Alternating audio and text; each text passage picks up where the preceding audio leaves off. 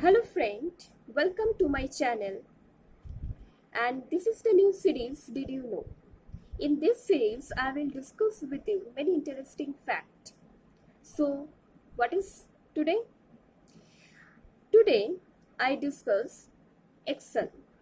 We all know that Excel is a programming software provided by Microsoft, and it allows user to calculate many data at a time very quickly and very easily. They are subtraction, addition, minimum, maximum, average, all things. And we all know that Excel has many cells and very small cell. There are many columns and rows.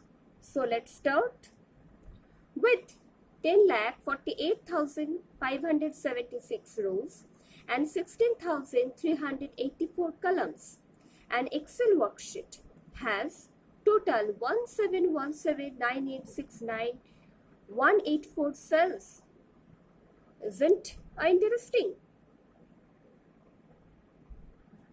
If you enter a single digit in each cell at a speed of 1 digit per second, it will take you about 19,884 days of non-stop work to fill the worksheet.